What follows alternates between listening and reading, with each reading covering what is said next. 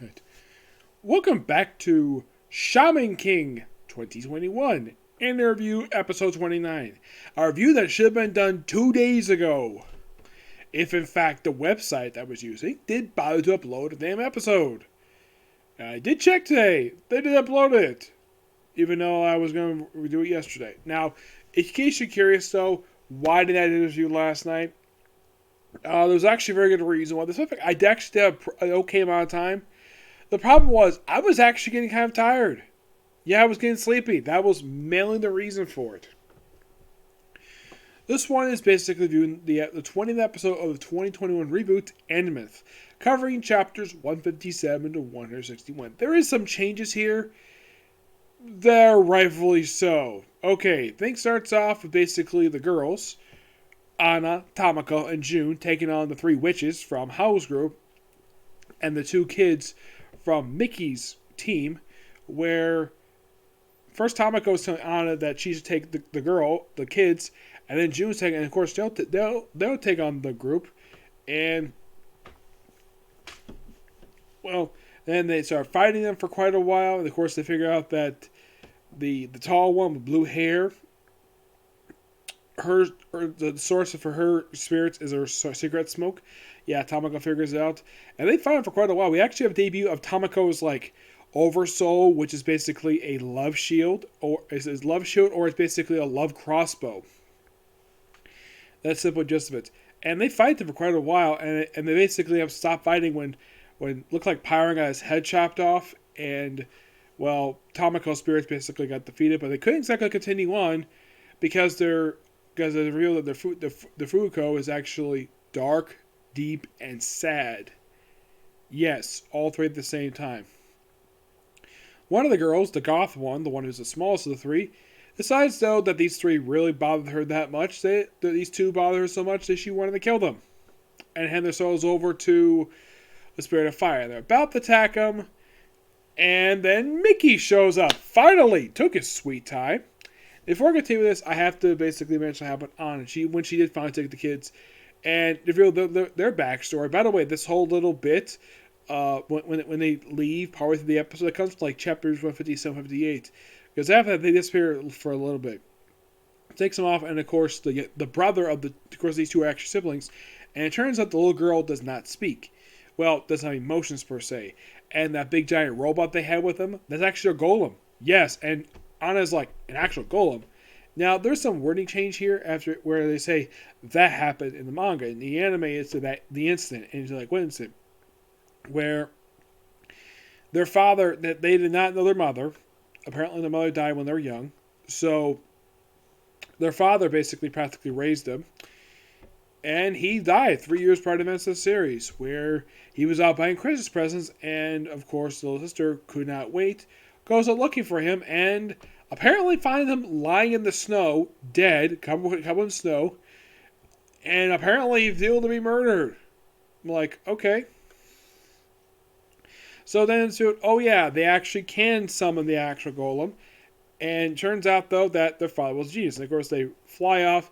Before Anna tells them, if you lose, in the manga she says, I'll give you 100 punches. In the animation, I'll give you 100 whacks. I thought that was kind of funny. It's typical Anna. Then, of course, right after Mickey deals with three girls, after stopping him, then he proceeds to do something. This is actually a slight change in the manga because here, what happens? He proceeds to slap all three girls. In the manga, it's like 1-1-1. You actually see him actually slapping all three girls. In the anime, it's done off screen, and he does. And after talking to him for a while. And, one of the girls my parents never hit me, and I'll be your new daddy. Then he proceeds, to walk over to Tamako and June and slaps both of them, too. He's like, what are you two fighting for? What are fighting them for? And this, I think, is quite weird. I mean, I get maybe the reason why he slaps three girls because they're not being very nice. But June and Tamako actually had a good reason why they're fighting. They're fighting to protect his team. He had no reason to slap them. At all. This particular slapping those two basically make no freaking sense. The other three, kind of, because not being very nice. Oh, by the way, when he first shows up, they think he's a pervert. And he's like, I'm not a pervert. Like, underpants. That's a swimsuit he's wearing. Not his underpants. It's a swimsuit. And, like, and they're about to take him on. And, of course, the oldest of the two, she tries to take out one of her cigarettes. It's like, smoking is bad for you. In the anime, he's a crush. In the manga, he takes out an ashtray and just puts it out. Which I think is quite hilarious. The fact that he brings an ashtray with him. Which I'm kind of glad they cut that out because here's the thing. Like, where the heck did he get an ashtray? What did he do? Just stick that in his pants? Yeah, well, I'm kind of glad they show it. I thought that was quite hilarious. So, the oldest is about to attack him, and then all of a sudden, Owl shows up. Yes, an owl shows up and says, you can't take him on. And they're like, why not? He's more powerful than you. And you have stuff to do with Team Flowers. So they go off. And as far as I remember in the manga, I don't think these three are seen again. Not that I can think of, no. But yeah, that kind of wraps up the episode there. Because basically what I just described, that's literally what happened over the course of about 23 minutes. Yeah, waited 3 days for this. It's a good episode. The changes were fine. I didn't have a problem. I think they're like the only obvious changes they make is having the slaps happen off screen and taking out the cigarette ashtray. Aside from that, there's a couple bit of wording changes, but mostly it's presented exactly the same in the manga, which kudos for the anime doing that. And starting next week, we're getting part 1 of a 4-parter. Yes, a 4-parter known as Mount Asur Lavalti, which this is like a good chunk of an arc per se. Oh yes, it is a long story arc.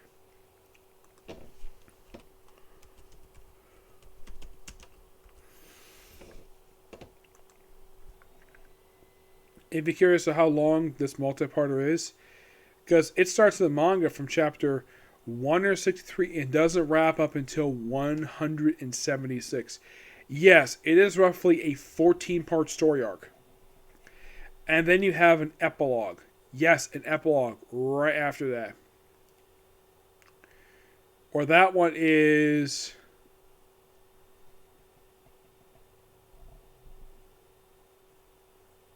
oh, quite some time. Yeah, the epilogue, that's not next arc that comes right after Mount Lavote. That is pretty much just... that is roughly 21 chapters. Yes, 21 chapters of that.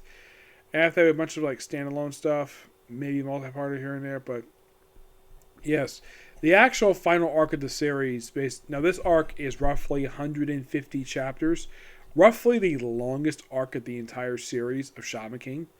If you think Shaman Finds in Tokyo is quite long, which is 54 chapters, or Shaman Through America, this is 150 chapters, quite lengthy of an arc, and we're only 161. As of right now, we are less than 100 chapters left to go. Basically, with the start of this episode, we were already exactly 100 chapters left.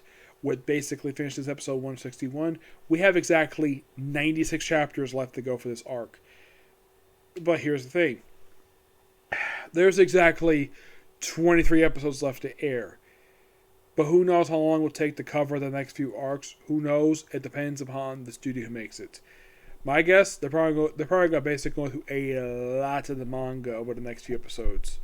Yes, given the fact that this next particular arc is 14 chapters. Yep. So yeah, that's it, particular view. Next one, Black Clover. Okay, next video. Bye.